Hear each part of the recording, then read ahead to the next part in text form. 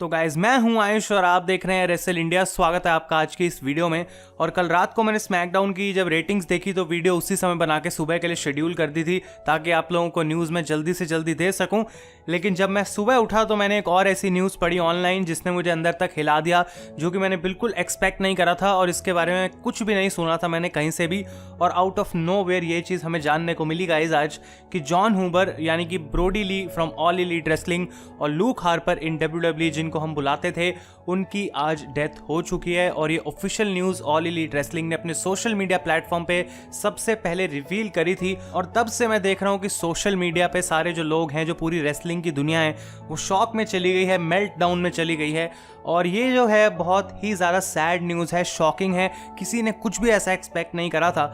और बहुत हफ्ते से ब्रोडी ली जो है वो आ भी नहीं रहे थे डायनामाइट के शो में और लोग मुझसे पूछ रहे थे कि ब्रोडी ली कहाँ पर हैं, लेकिन मेरे पास उस बात का कोई भी जवाब नहीं था। और आज हमें पता लगता है कि उनकी डेथ हो चुकी है and I am so sad right now, क्योंकि ऐसा भी नहीं है कि ये कोई वो सुपरस्टार है जिसको हमने कभी देखा नहीं है। हम खुद इनको इतने सालों से देख रहे हैं as look Harper in WWE, और काफ़ी सालों तक डब्ल्यूडब्ल्यूई में रहने के बाद उनको ऐसा लगा कि उनको वहाँ पे सही ट्रीट नहीं करा जा रहा है या फिर उनको क्रिएटिवली अच्छा बुक नहीं करा जा रहा। और उन्होंने अपने करियर का वो बड़ा मूव करा जब ऑल एलीट रेसलिंग के अंदर आए, और तब से लेके अब तक जो है उनकी परफॉर्मेंस बिल्कुल टॉप नॉच रही थी। शायद उनके करियर का बेस्ट वो इस समय जो है वो परफॉर्म कर रहे थे और TNT चैंपियन वो बने। और बिल्कुल ऐसा लग रहा था कि इस समय ब्रोडी ली अपने आप में कुछ कमाल कर सकता है, उसको किसी वायद फैमिली या और टैग टीम की ज़रूरत नहीं है। और WWE ने भी इस चीज़ को एक्नॉलेज करा गाइस सोशल मीडिया पे, और उन्होंने लिखा कि WWE saddened to learn that John Huber, known to WWE fans as Luke Harper, passed away today at age 41. WWE extends its condolences to Huber's family, friends and fans. और जैसा कि मैं कह रहा हूँ कि यहाँ पे बहुत से लोग मुझसे भी पूछ रहे थे कम्युनिटी टैब की पोस्ट में कि आखिर इसके पीछे का रीज़न क्या है। तो अमेंडा हुबर जो कि जॉन हुबर की वाइफ हैं गाइज, उन्होंने इंस्टाग्राम पे अपनी ये पोस्ट डाली और उन्होंने लिखा कि यहाँ पे non Covid related lung issue था कोई लूक हार्पर को, और उसकी वजह से उनकी डेथ हुई। और वो काफ़ी समय से क्लिनिक में ट्रीटमेंट ले रहे थे, लेकिन अनफॉर्चुनेटली डॉक्टर्स उनको नहीं बचा पाए। और उन्होंने यहाँ पे अपनी इस पोस्ट के अंदर थैंक यू भी बोला है ऑल एलीट रेसलिंग को और जितने भी वहाँ पे मेन बंदे हैं, जिस तरीके से उन्होंने क्वालिटी ऑफ लाइफ दी ब्रोडी ली को, और उनको एक्चुअली अपने करियर में वो करने का मौका मिला जो वो इतने सालों से ड्रीम कर रहे थे, और वो था कि इंडिविजुअली वो ग्रो करना चाहते थे। तो ये उनकी वाइफ ने पोस्ट डाली गाइस, और जैसा कि मैं कह रहा हूँ सोशल मीडिया पे बहुत सारा रिएक्शन है जिसको हम देखने वाले हैं। और मैं उससे पहले आपको अपने पर्सनल ओपिनियंस यहाँ पे देने वाला हूँ कि भाई देखो, मैंने इस न्यूज़ को बिल्कुल भी एक्सपेक्ट नहीं करा था। और जब भी रेसलिंग इंडस्ट्री में ऐसा कुछ होता है, चाहे वो कोई लेजेंड हो जिसको मैंने कभी रेसलिंग करते हुए नहीं देखा, या फिर कोई ऐसा बंदा है जिसको मैं बहुत सालों से देखते आ रहा हूँ, जब भी कोई ऐसी ट्रेजेडी होती है तो बहुत ही ज़्यादा दुख होता है, क्योंकि हम इसको इतनी क्लोजली फॉलो करते हैं कि कभी भी कुछ ऐसा हो तो हमें बुरा लगता है और फिर हम सोचते हैं कि भाई क्या हम लड़ते रहते हैं AEW और WWE के पीछे बच्चों की तरह, और अब कुछ ऐसा हो रहा है तो फिर सारे फैंस एक साथ आ रहे हैं। तो अगर अब इस मोमेंट पे, ऐसी सैड मोमेंट्स पे सब एक साथ आ सकते हैं तो हमें वैसे भी एक साथ रहना चाहिए, क्योंकि लड़ाई करके कुछ मिलता नहीं है। और ये रियलाइज़ हमें तब होता है जब कोई ऐसी सैड ट्रेजेडी हो जाती है। तो हमें ऐसी ट्रेजेडी का वेट नहीं करना चाहिए गाइस कि वो हो उसके बाद हम एक साथ एक दूसरे की रिस्पेक्ट करें। हमको एक साथ ही रहना चाहिए। और रेसलिंग एज अ होल हम इसको पसंद करते हैं, इसीलिए हमने देखना शुरू करा था। और मेरे को बहुत ज़्यादा बुरा इसलिए भी लग रहा है क्योंकि ब्रोडी ली को, जैसा कि मैंने कहा, इतने सालों से हम खुद देख रहे हैं और उनको हम जानते हैं कि वो कितने कमाल के रेसलर हैं, कितनी उनकी पोटेंशियल है, कहाँ तक वो जा सकते थे, पर उनको वो मौका इतने समय से मिल नहीं रहा था। और फाइनली अब उनको जब मौका मिला, अपने करियर की पीक पे वो थे, और फिर ऐसी न्यूज़ हमें देखने को मिलती है which actually tells life is so short कि आपको जब तक जीने का मौका मिल रहा है आपको उसे एंजॉय करना चाहिए। तो आप लोगों से मैं एक ही रिक्वेस्ट करूंगा कि भाई कमेंट्स के अंदर आप अपना जो भी कंडोलेंसेज हैं या फिर जो भी आपको कमेंट्स देने हैं आप डेफिनेटली मुझे बताएं। और अब हम देखते हैं कुछ रिएक्शंस जो कि सोशल मीडिया पे गाइस WWE और AEW के वर्ल्ड से हमें जानने को मिले हैं। सबसे पहले टोनी खान ने लिखा गाइस इंस्टाग्राम पे, I am devastated by the loss of John Huber, known to fans as mister Brodie Lee, formerly Luke Harper. John was a great man.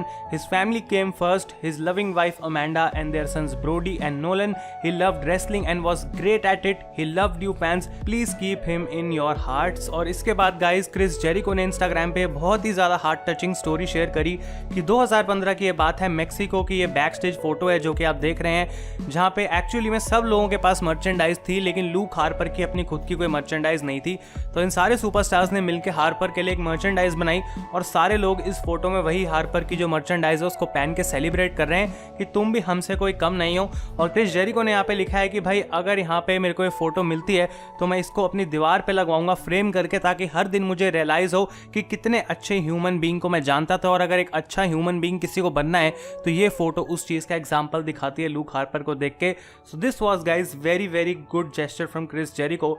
इसके बाद स्टेफनी मैकमैन ने लिखा, I am so deeply sorry for the loss of John Huber, we are bonded over the love of our children, he was a true family man. Natalya ने लिखा, I am heartbroken to hear of the passing of Brodie Lee, who was a dear friend to so many of us. He was an amazing husband and a devoted father. His love for his family was immeasurable. I am sending prayers and love to Amanda, Brody, Nolan and John Hoover's family.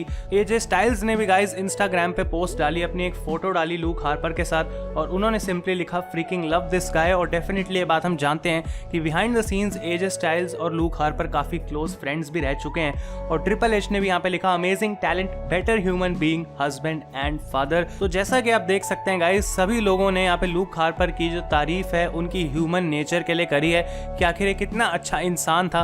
और जब भी ऐसा कुछ होता है तो फिर हमें याद आता है कि भाई हाँ, उस इंसान के साथ गलत हुआ। He was just 41 years old और उनके आगे उनका पूरा करियर बचा था। उसके बाद ये हमें आज जानने को मिला।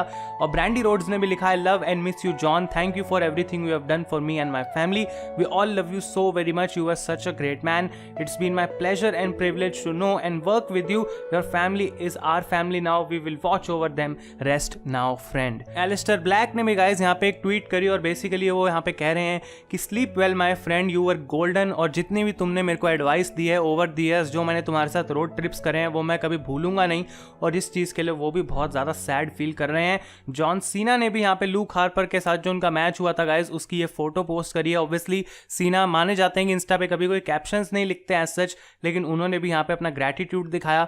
यंग बक्स ने लिखा, we love you Brodie. Cody Rhodes ने काफ़ी लंबी पोस्ट डाली गाइस जिसमें वो कह रहे हैं, my heart stricken by loss of Brodie Lee, it was obvious he was an extremely gifted athlete and storyteller and his gift beyond that was to challenge you and he set the bar very high upon anybody's first meeting with him. It was even more apparent he was a family man and a first class human being. I got to share his last number, I got to have his last match, that is an honor and a privilege and an experience so ferociously humbling. Thank you Big Rig, we will honor you and your family Cody Rhodes। तो definitely Cody Rhodes का जो match हुआ था last guys Brodie के साथ, वो भी एक रिमाइंडर है कि भाई कितना कमाल का वो मैच था, कितने कमाल के वो एथलीट थे। रैंडी ऑटन ने लिखा है, don't have the words, RIP Brodie Lee, may God send his beautiful family as much strength as possible। Drew McIntyre ने यहाँ पे लिखा, guys our entire brotherhood and industry mourns tonight, in addition to his incredible passion and talent, John was above all else a great man who loved his family more than words can say, please keep them in your thoughts, I'll see you down the road brother।